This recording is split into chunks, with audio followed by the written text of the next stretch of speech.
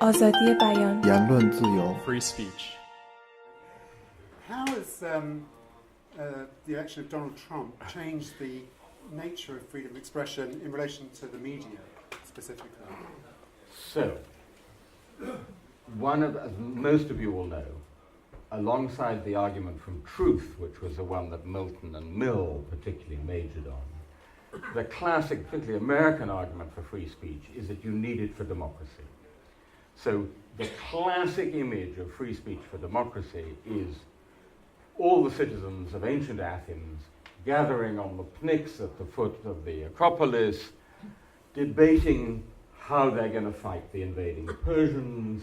All the arguments are heard, all the evidence are given, the facts are facts.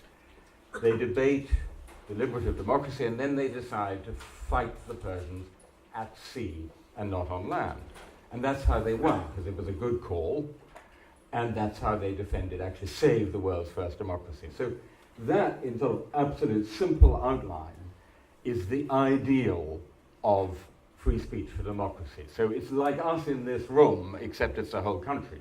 But since it's a whole country, we can't all gather in one place. It'd be a bit crowded. So we have media. It is mediated.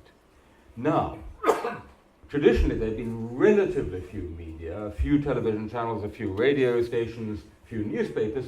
So there's been a kind of common conversation, although the fact is the New York Times reader was to some extent in one echo chamber and the Wall Street Journal in another, but nonetheless there's been a common conversation.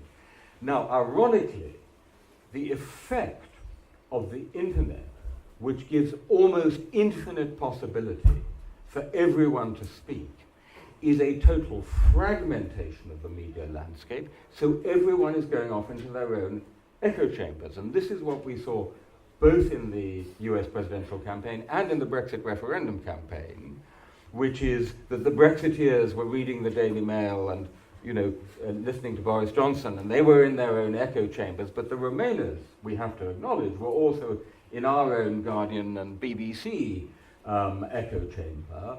And what then happens is that what Kellyanne Conway, the advisor to Donald Trump, wonderfully called alternative facts, such as that Britain pays $350 million a year to the EU. Call me old-fashioned, I call it a lie, could be repeated and repeated and repeated and not challenged in your echo chamber.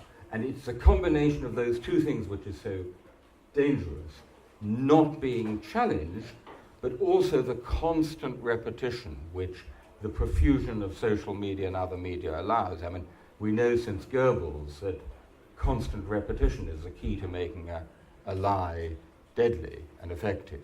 So I think it illustrates, a really big challenge, which is how we get back the media we actually need for democracy, the media where everyone is listening to each other and talking. آزادی بیان言论自由 Free speech.